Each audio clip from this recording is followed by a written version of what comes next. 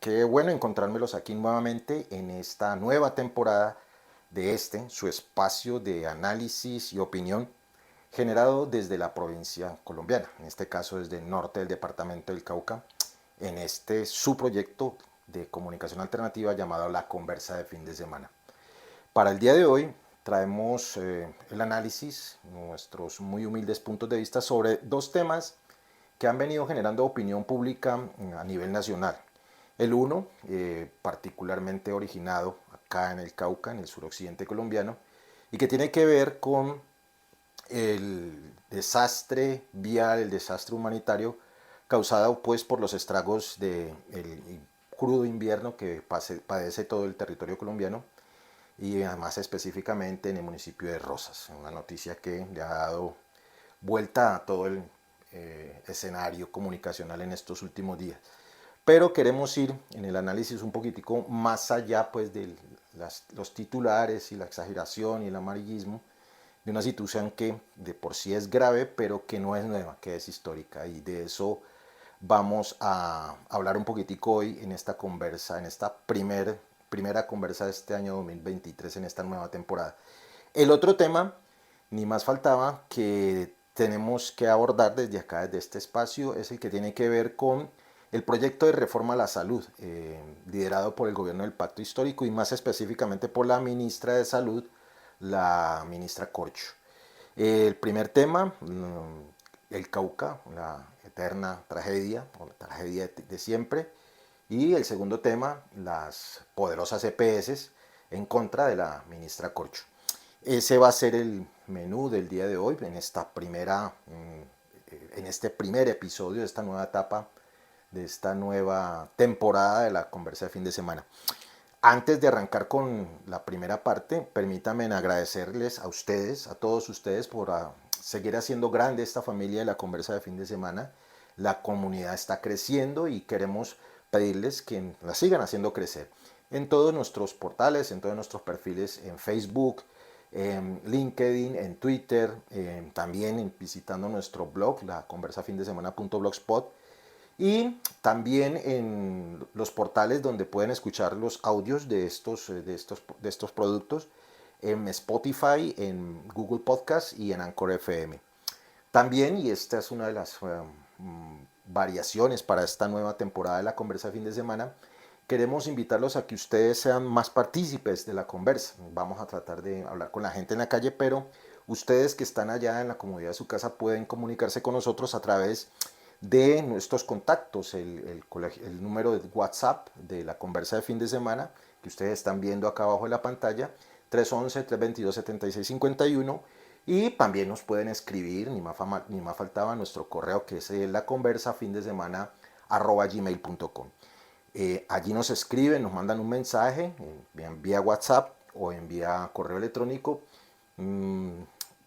participando, poniendo quejas, poniendo reclamaciones sobre este programa, ni más faltaba, sugiriéndonos temas o simplemente criticándonos. Queremos abrir esa puerta de participación con ustedes, la gran familia de la conversa de fin de semana.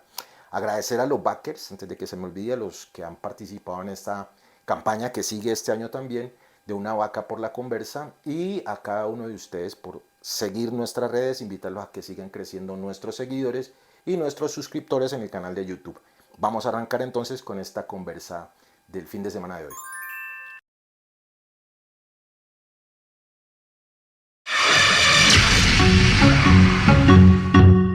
La conversa de fin de semana. Un despertar a un mundo de opiniones. Un despertar a un mundo de opiniones. Sean todas y todos bienvenidos.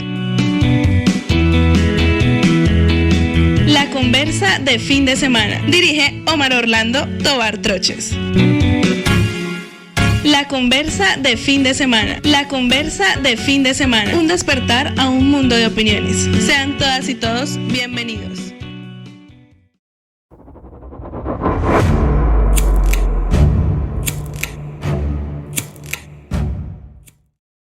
Bueno, arrancamos pues con esta conversa de fin de semana, la primera que tenemos en este año 2023 y que hace parte de la nueva temporada de su espacio comunicacional. Como les decía en la introducción a este episodio, hoy vamos a tratar dos temas importancia nacional. El primero, que es el que vamos a desarrollar un momentico, tiene que ver con el Cauca, con Nariño, con todo el suroccidente, pero como hemos visto durante todos estos días, de primeros días del 2023, con grandes afectaciones a nivel nacional de tipo económico, pero de tipo humanitario, específicamente para el sur del departamento del Cauca y todo el departamento de Nariño. Y que tiene que ver con la crisis generada por el derrumbe presentado en el municipio de Rosas, en el sur del departamento del Cauca. Esta parte la hemos llamado, como ustedes vieron en la transición, el Cauca, una continua tragedia. Sobre este tema ya habíamos escrito una columna que afortunadamente fue publicada en los medios, en los portales noticiosos locales de aquí de Santander de Quilichá, donde generamos la conversa, y también a nivel nacional en el portal de las dos orillas.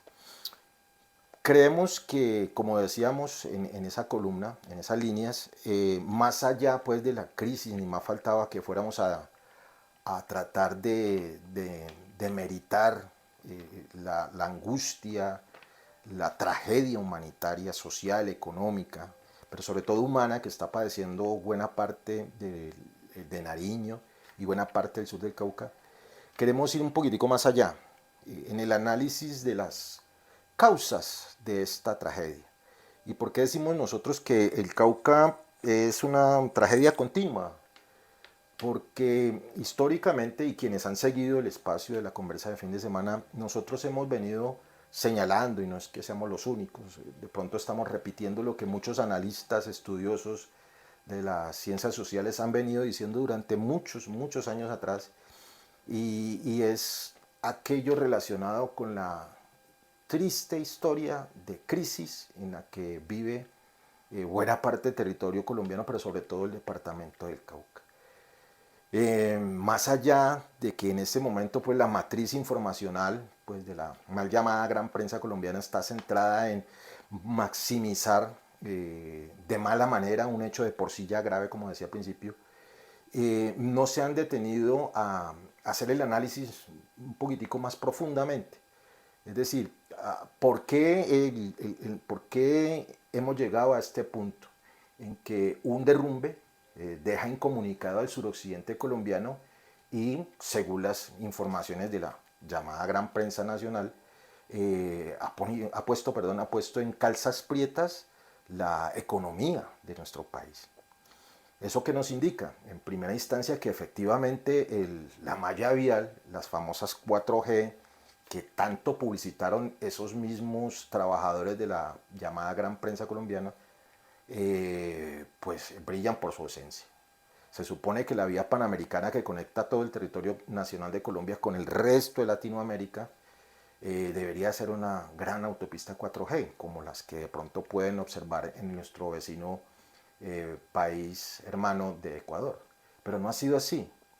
Entonces ahí ya hay una primera pista de por qué hemos llegado a esta crisis del derrumbe en Rosas, acá en el Cauca.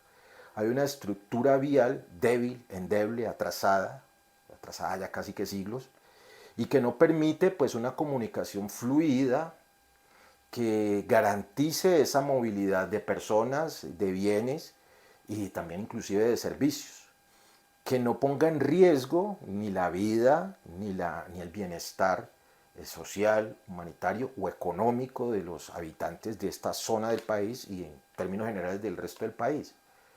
Entonces es un primer análisis que queremos aportarles, brindarles a ustedes, ni más faltaba, es ese, es decir, esta crisis que está padeciendo la gente de Nariño, la gente del sur del Cauca y en términos generales de toda Colombia, se debe a una pésima infraestructura vial, un problema histórico, por eso hablamos de problemas históricos.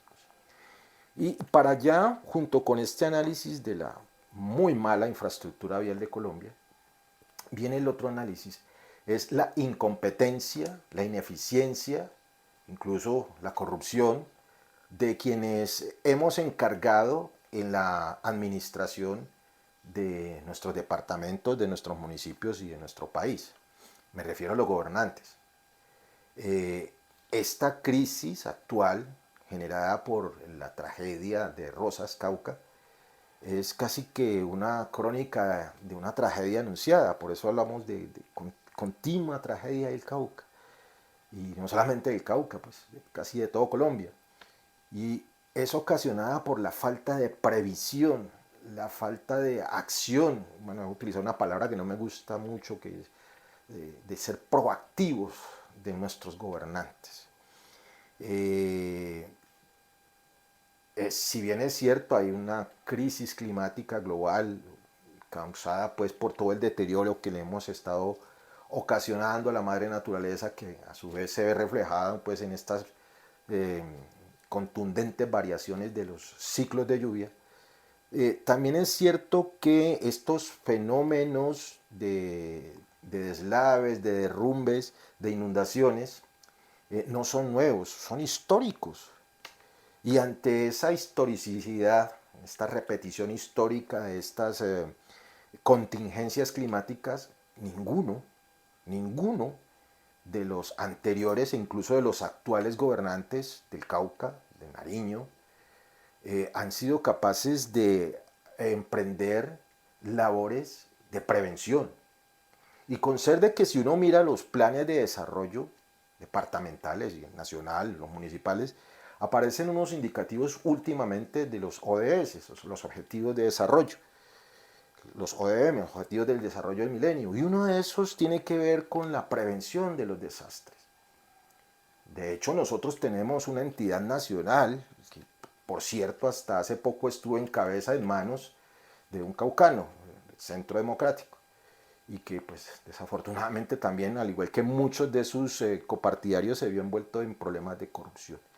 Entonces ha habido falta de prevención, ha habido falta de previsión.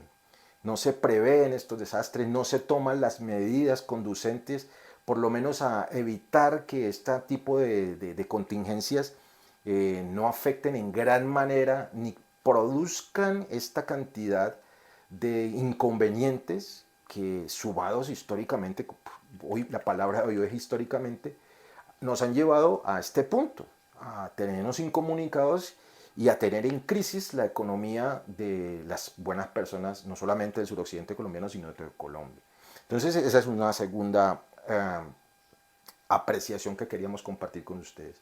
La imprevisión de todos los gobiernos anteriores y cómo a través de una matriz de pensamiento ahora motivada pues por un repentino y muy oportuno humanismo de esta llamada gran prensa, nos hacen creer que esta crisis aguda, vuelvo digo, gravísima, por la que está pasando la gente de Nariño, la gente del sur de Cauca y en términos generales de Colombia, obedece a una especie de inacción del actual gobierno, del gobierno nacional del pacto histórico, lo cual obviamente no es cierto.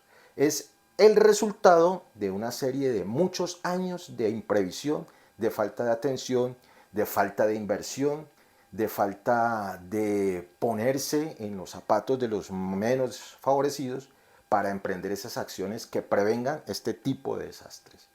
Es un histórico acumulado de no hacer cosas, de dejar de hacer cosas mal hechas y de no tomar la decisión de enfrentarse y reclamarle a los gobiernos nacionales que históricamente nunca han volteado a mirar a territorios del suroccidente colombiano, Chocó, Cauca y Nariño.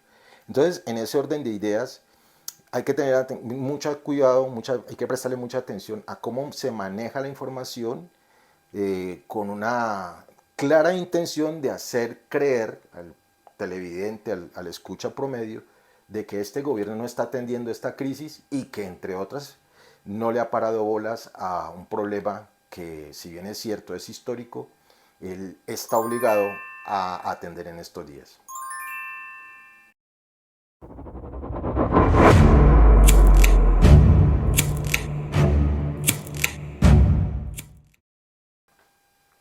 El siguiente tema que queremos compartir, o cuyo análisis, cuyas reflexiones queremos compartir con ustedes, es el que tiene que ver con el proyecto de ley de la reforma a la salud. Un tema que ni más faltaba, creo que ustedes, muchos de ustedes, han estado escuchando, han estado viendo en estos últimos días, en estas últimas semanas. Como veían en la cortinilla previa a este segmento de la conversa, las poderosísimas EPS en contra de la ministra de Salud, la señora Carolina Corcho. Quisiéramos empezar haciendo un poquitico de historia, es decir, para que no perdamos como el marco general sobre el que han querido centrar la discusión de un proyecto de ley. Entonces empecemos por esta última parte. Es un proyecto de ley. Entonces, alrededor de este proyecto de ley hay dos imprecisiones que nos han querido vender como una ineficiencia, como una inexperiencia o como una mala intención del gobierno del Pacto Histórico, pero más específicamente de la ministra Corcho. ¿A qué me refiero? Los proyectos de ley, las reformas, se tramitan en el Congreso de la República. Es allí, en el Congreso de la República, en donde efectivamente se deben discutir y donde la democracia liberal de Occidente, como es la nuestra, la colombiana, ha definido que es donde quienes nos representan, a ustedes, a mí, bueno, en términos generales, a los colombianos y colombianas, a quienes elegimos, les dimos el poder de representarnos, es decir, los congresistas, senadores y representantes, tienen la oportunidad en representación del pueblo, un ejercicio de democracia representativa, decidir el futuro administrativo, político, social y económico de la nación colombiana, es decir, de todos nosotros. Entonces, la primera, como recorderis, como precisión, las reformas, las leyes, se debaten en democracia en algunos escenarios establecidos. Para este caso, el Congreso de la República.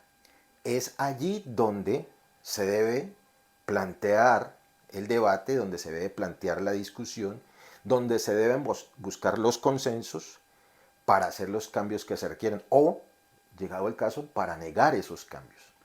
Entonces, aquí no perdamos de vista esto que acabo de decir, porque se nos está tratando de hacer creer que no ha sido debatido ni discutido el proyecto de ley.